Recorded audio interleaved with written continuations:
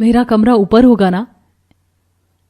नहीं नहीं बहू, हमारे घर में तो बस 3 ही कमरे, ऊपर कोई कमरा नहीं। सुमित के पिता के जाने के बाद उसी ने इस घर को जैसे तैसे संभाला है। हे भगवान, इसका मतलब वो आदमी सुमित का पिता नहीं था जिसे मैं सुमित का पिता समझ बैठी थी। और सुमित अमीर भी नहीं है। उनके घर में तो कोई बालकनी भी नहीं है। मेरे तो सारे सपने ही टूट गए। भाभी किस सोच में खो गई? आइए मैं आपको आपका कमरा दिखा देती हूँ। अब गीत कल्पना को लेकर उसके कमरे में जाती है। कल्पना देखती है कि उसके घर की ही तरह उसके ससुराल में भी उसका कमरा काफी छोटा था। तभी सुमित कमरे में आ जाता है और दोनों आपस में बातें करते हैं। थोड़ी देर बाद कल्पना सुमित से पूछती है, सुमित, जब तुम मुझसे पहली बार मिले थे तो तुम्हारे साथ वो आदमी कौन था जो तुम्हें बेटा कह रहा था? अरे वो तो मेरे बॉस थे, मुझे बेटे की तरह मानते हैं। कल्पना के सारे सपने टूट चुके थे। कल्पना सुमित से गुस्सा होते हुए कहती है, सुनिए जी, हमारे पड़ोस में शादी है तो मेरे घर वाले वहां आ रहे हैं और वो कह रहे थे कि वो मेरे ससुराल भी आएंगे।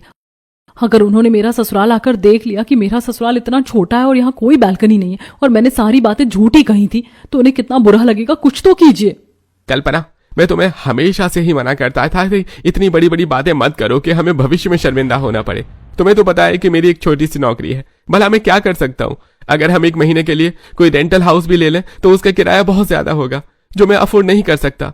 और ये समय आ गया है कि तुम सच्चाई का सामना करो। ऐसा कहकर सुमित वहां से चला जाता है और कल्पना अपनी छोटी सी रसोई में जाकर खाना बनाने लगती है। तभी कल्पना की सास उससे कहती है, कल्पना बहू, सुमित अभी कह रहा था कि तेरे मायके वाले आने वाले, तो ऐसा कर बहू, कल दिन में बाजार जाकर उनके लिए नाश्ते और खाने की सारी चीजें ले आना। तेरे मायके वाले पहली बार घर आ रहे हैं तो कोई कमी नहीं रहनी चाहिए। हाँ भाभी, और सारी तैयारी में मैं भी आपकी मदद कर दूंगी। कल्पना उन दोनों को हाँ कह देती है, लेकिन मन ही मन वो घबराई हुई थी। अगले दिन कल्पना के मायके वाले मिसेस मेहरा की शादी में आते हैं। तभी उन्हें ममता और सुरभि वहां मिलती है। माया ममता से कहती है, अरे ममता बहन, तुम भी यहाँ आई हो? हाँ माया बहन, दरअसल ये लोग मेरी बेटी के होने वाले ससुराल वालों के रिश्तेदार हैं, इसीलिए हमें यहाँ आना पड़ा। अरे ममता बहन, ये तो तुमने बहुत अच्छा किया। पड़ोस में मेरी बेटी का घर भी है। शादी अटेंड करने के बाद हम वहीं चलेंगे, तुम भी हमारे साथ चलना। अरे वाह आंटी, ये तो बहुत अच्छी बात है। इसी बहाने मैं कल्पना का बड़ी बालकनी वाला घर भी देख लूंगी। सभी लोग मिसेस मेहरा से मिलते हैं और बातें करते हैं। उसके बाद खाना खाते हैं और रात को सभी मिसेस मेहरा से कल्पना के घर का रास्ता पूछते हैं।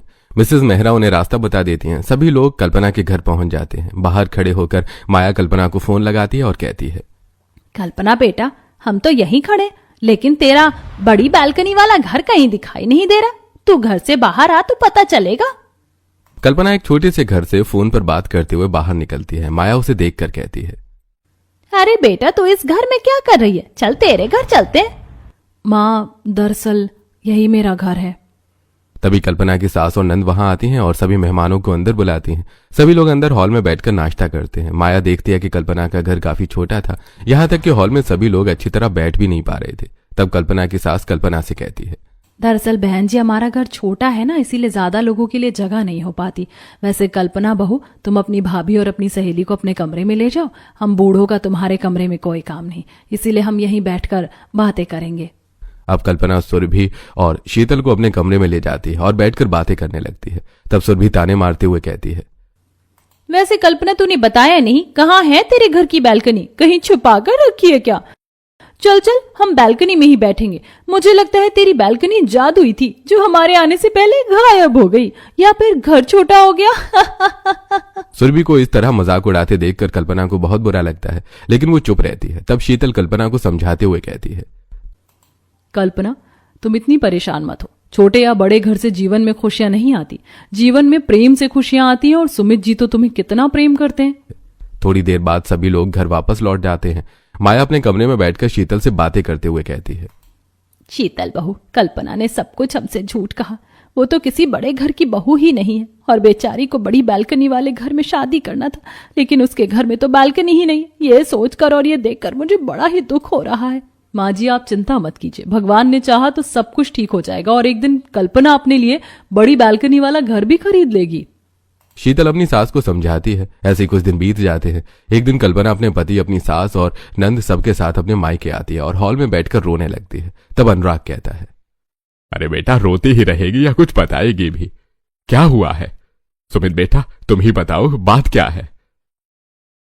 दरअसल पिताजी, मेरे बॉस अपना सब कुछ बेचकर अमेरिका शिफ्ट हो गए हैं, इसलिए मेरी नौकरी चली गई है और रेंटल हाउस भी 2 महीने का किराया न मिलने की वजह से मकान मालिक ने खाली करवा लिया है। हमारे पास रहने की कोई जगह नहीं है, इसलिए हम यहाँ आ गए। दीदी, आप इतनी परेशान क्यों होती हो? हमारा घर भले ही छोटा है, लेकिन आप लोगों के लिए हमारे प्रेम में कोई कमी नहीं है। हम सब मिलजुल कर यहीं रह लेंगे जब तक आप कोई नया घर नहीं ले लेती। भाभी, नया घर हम कैसे लेंगे? अभी तो इन्हें जॉब ढूंढने में ही समय लग जाएगा और हमारे पास तो कोई भी सेविंग्स नहीं है। कोई बात नहीं कल्पना, तुम धैर्य रखो। जब तक सुमित को कोई नौकरी नहीं मिलती तब तक तुम आराम से यहाँ रहो। हाँ कल्पना, शीतल सही कह रही है, तुम्हें इतना परेशान होने की कोई जरूरत नहीं है। बहू, तेरे घर वाले सचमुच बहुत अच्छे हैं। वे हमारी परेशानी में हमारे साथ खड़े हैं। इससे खुशी की बात भला और क्या हो सकती है? हाँ भाभी, और भगवान ने चाहा तो भैया जल्द ही अपने लिए एक अच्छी नौकरी ढूंढ लेंगे। सभी की परेशानी देखकर शीतल मन ही मन सोचती है, ये लोग इतनी परेशानी में हैं, मुझे कुछ ना कुछ तो इनके लिए करना ही चाहिए। लेकिन मैं क्या कर सकती हूँ भला? कुछ सोच शीतल, कुछ तो उपाय लगाना पड़ेगा तुझे। अगले दिन से सुमित अपने लिए नौकरी ढूंढना शुरू कर देता है, लेकिन उसे नौकरी नहीं मिलती और इस बात से सुमित और कल्पना काफी परेशान रहते हैं। एक दिन सुमित वापस घर आता है और सभी लोगों से कहता है, आप लोगों को पता है, आज मैंने एक ऑफिस में इंटरव्यू दिया। बॉस मुझसे इतने खुश हो गए कि मुझे सीधे मैनेजर की पोस्ट दे दी और उन्होंने मुझे काफी सारे पैसे एडवांस भी दिए। और कल्पना, तुम्हारे लिए एक खुशखबरी है। तुम्हें बड़ी बालकनी का शौक है ना? मैंने एक बहुत बड़ी बालकनी वाला घर रेंट पर ले लिया है। अब हम सब कल वहां शिफ्ट हो जाएंगे। यह सुनकर कल्पना बहुत खुश होती है। अगले दिन कल्पना एक बहुत बड़ी बालकनी वाली रेंटल अपार्टमेंट में शिफ्ट हो जाती है। 3 दिन बीत चुके थे। माया अपनी बालकनी में बैठी धूप सेक रही थी और तभी कल्पना का फोन आता है। माँ, मेरा ये रेंटल अपार्टमेंट काफी बड़ा है और बहुत सुंदर है। सचमुच माँ, मुझे तो यहाँ बहुत ही अच्छा लग रहा है। हाँ बेटा, ये तो बड़ी खुशी की बात है।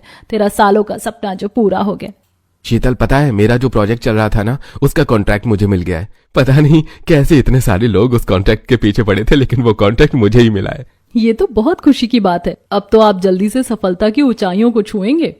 यह सुनकर माया भी बहुत खुश हो जाती है। ऐसे कुछ दिन बीत जाते हैं। देवेश भी अपने प्रोजेक्ट में सफल हो जाता है और एक दिन सभी बैठकर खाना खा रही थी, तभी माया कहती है, मैं तो बताना ही भूल गई कि दामाद जी ने अपना रेंटल अपार्टमेंट फाइनेंस करवाकर खरीद लिया है और कल हमारी बेटी ने ओपनिंग का प्रोग्राम रखा है, तो हम सबको उसके घर चलना है। अरे माँ, ये तो बहुत खुशी की बात है। ठीक है, हम सब वहां जाएंगे। अगले दिन माया अपने परिवार के साथ कल्पना के बड़े बालकनी वाले घर में आती है। कल्पना ने सुरभि और उसकी माँ के साथ मोहल्ले की कुछ और औरतों को भी इनवाइट किया था। सभी लोग कल्पना का इतना बड़ा बालकनी वाला घर देखकर बहुत खुश थे। ममता माया से कहती है, बहन जी, आखिर आपकी बेटी ने इतना बड़ा बालकनी वाला घर खरीद ही लिया। बहुत सुंदर बालकनी है इसकी। हाँ बहन, मुझे भी बहुत खुशी हो रही है ये देखकर। आखिरकार कल्पना को बचपन से ही शौक है कि वो बड़े बालकनी वाले घर में रहे।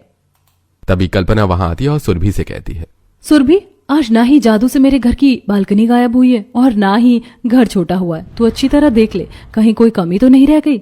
हाँ कल्पना, तू सही कह रही है। तेरा ये बालकनी वाला घर तो बहुत सुंदर है।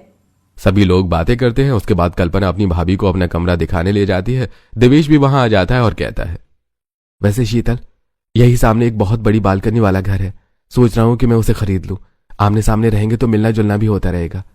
हाँ भैया, वैसे अगर आपको सुमित की कोई मदद चाहिए तो आप ले सकते हो। इतनी बड़ी बालकनी वाला घर तो आप खरीद नहीं पाओगे। नहीं कल्पना, तुम्हारे भैया का प्रमोशन हो गया और उन्हें बड़ा कॉन्ट्रैक्ट भी मिल गया है। अब हम भी बड़ी बालकनी वाला घर खुद ही खरीद सकते हैं। वैसे मेरे पति के बॉस ना, वो काफी अमीर हैं। उन्होंने ही सुमित को जल्दी जल्दी इतना प्रमोशन दे दिया। वो आपके पिताजी से भी ज्यादा अमीर हैं। तभी सुमित वहां आता है और सबसे कहता है, अरे कल्पना, चलो मेरे बॉस आए, उनसे मिल लो। सभी लोग हॉल में जाते हैं। सुमित सभी लोगों को अपने बॉस से मिलवाता है। तभी शीतल दौड़कर अपने पिता से गले लग जाती है। यह देखकर सभी लोग हैरान रह जाते हैं। तब देवेश सभी को बताता है, सुमित के बॉस ही शीतल के पिता हैं। कल्पना, शीतल ने अपने पिता से कहकर सुमित को उनकी कंपनी के मैनेजर की पोस्ट पर अपॉइंट करवाया है और उसका प्रमोशन भी करवाया है। और माँ, मुझे पता नहीं था, लेकिन मुझे प्रोजेक्ट मिलने के पीछे भी इन्हीं का हाथ है। यह सुनकर कल्पना हैरान रह जाती है। वो सब कुछ समझ चुकी थी। उसे अपनी गलती का पछतावा होता है। वो अपनी भाभी से माफी मांगती है। कुछ दिनों बाद देवेश भी कल्पना के सामने बड़ा बालकनी वाला घर खरीद लेता है और वो वहीं शिफ्ट हो जाते हैं और खुद